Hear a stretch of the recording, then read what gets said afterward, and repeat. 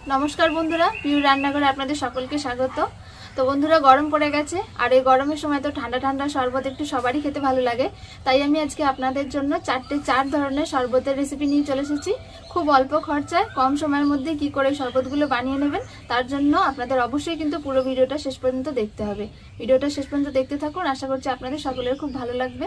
আর ভিডিওটা যদি ভালো লাগে থাকে তাহলে লাইক শেয়ার কমেন্ট করে জানাবেন। তো বন্ধুরা আজকে আমি জলজিরা নিয়েছি আর নিয়েছি হজমোলা কোকাকোলা ফ্লেভার আর এই যে পালস 1 টাকা দামের এইগুলো।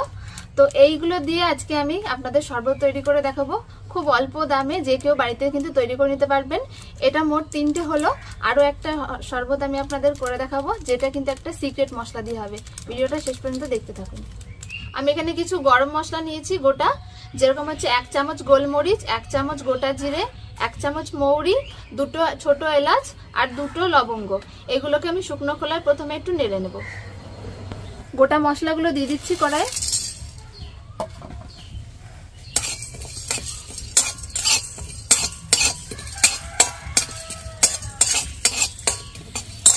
মশলাগুলো শুকনো খোলায় হালকা করে নেড়ে নিয়েছি, ভাজা হয়ে গেছে। আমি নামিয়ে নিচ্ছি কড়াই থেকে। বন্ধুরা আমি যে ভাজা মশলাটা তৈরি করেছি সেটা মিক্সচারে বেটে নেব, আর তার সাথে দিয়ে দেবো আমি এখানে মিছরি। আমি আজকে চিনির পরিবর্তে মিছরি দিয়ে শরবতটা করব। যদি চিনি দিয়ে করতে চান তাহলে চিনি দিয়ে করে নেবেন। প্রথমে ভেজে রাখা মশলাগুলো দিয়ে দিচ্ছি। এই মশলাটা দিয়ে শরবতগুলো করলে কিন্তু খেতে খুব সুন্দর লাগবে আর খুব সুন্দর একটা সেন্টও বেরোবে।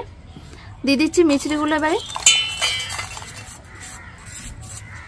এর সাথে দিয়ে দিচ্ছি আমি 1 চামচ সাদা লবণ, 1 চামচ না 1 চামচের হাফ চামচ দিচ্ছি সাদা লবণ, আর হাফ চামচ দিচ্ছি বিট লবণ। যদি না থাকে যে কোনো একটা দিয়ে দেবেন, তবে 2টো দিলে স্বাদটা একটু ভালো হয়।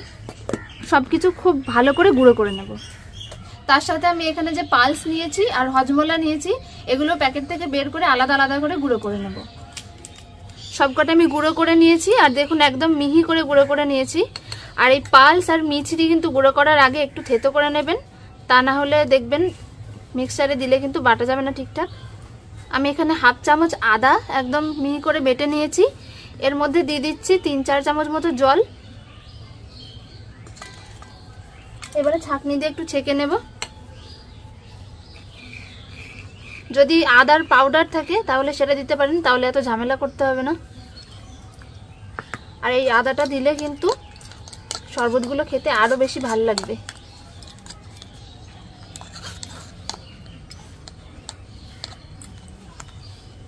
শরবত করার জন্য সবকিছু রেডি। এবার আমি আপনাদের শরবতটা করে দেখাবো। 4 রকমের শরবত করার জন্য আমি এখানে 4টে গ্লাস নিয়েছি। প্রথমেই দিয়ে দিচ্ছি মিছরি আর গরম মশলা দিয়ে যে আমি মশলাটা করে রেখেছিলাম সেটার 1 চামচ একটা গ্লাসে, আর দিয়ে দিচ্ছি হাফ চামচ আমচুরের পাউডার।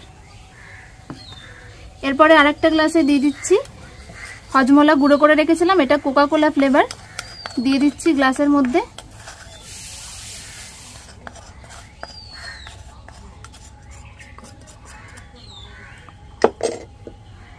আরেকটা গ্লাসে দিয়ে দিচ্ছি পালসের গুঁড়ো।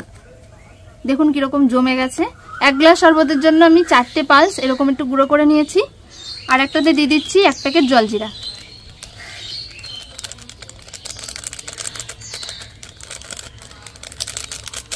আদার যে জলটা করে রেখেছিলাম আমি সেইটা 1 চামচ করে দিয়ে দিচ্ছি।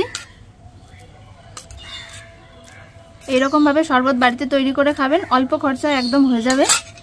আর দিয়ে দিচ্ছি 4টে কাঁচা লঙ্কা, আমি এরকম মাঝখানে একটু চিড়ে নিয়েছি, সবগুলোতে দিয়ে দিচ্ছি একটা করে। 2-3টে করে পুদিনা পাতা এরকম করে ছিঁড়ে দিয়ে দিচ্ছি গ্লাসের মধ্যে।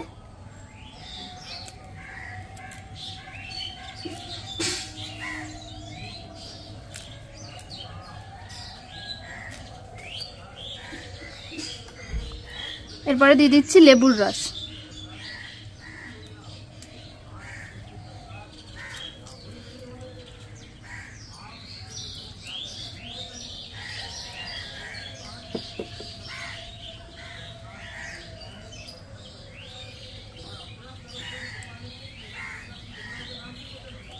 একটা লেবুকে 4 ভাগ করে আমি 4টে গ্লাসে দিয়ে দিয়েছি। সব শেষে দিয়ে দিচ্ছি 2-3টে করে বরফের টুকরো। ব্যাস একদম দোকানের মতন লাগবে দেখতে আর খেতেও।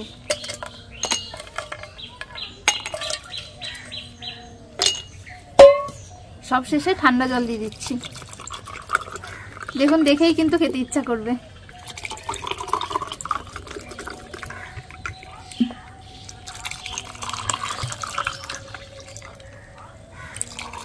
তৈরি হয়ে গেছে 4 রকমের শরবত।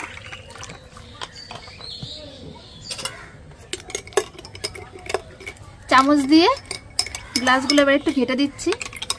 দেখুন একদম কিন্তু দোকানের মতন লাগছে, আর খেতে কিন্তু এই শরবতগুলো একদম অসাধারণ লাগে। একবার বাড়িতে এইভাবে খেয়ে দেখবেন, অল্প খরচায় কিন্তু তৈরি হয়ে যাবে। সাজানোর জন্য আমি এরকম একটু লেবু গোল গোল করে কেটে নিয়েছি, আর মাঝখান থেকে একটু করে কেটে নিয়েছি। আটকে দিচ্ছি। গরমের সময় এরকম ঠান্ডা ঠান্ডা শরবত যদি চোখের সামনে থাকে তাহলে কিন্তু না খেয়ে পারবেন না।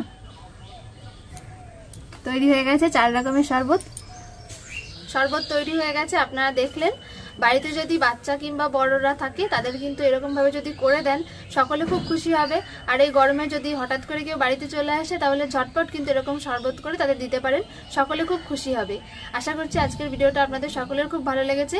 অল্প খরচায় এই শরবতের রেসিপিটা যদি আপনাদের ভালো লেগে থাকে তাহলে অবশ্যই একটা লাইক করবেন এবং কমেন্ট করে জানাবেন। দেখা হচ্ছে পরের ভিডিওতে। সকলে ভালো থাকবেন, সুস্থ থাকবেন। নমস্কার।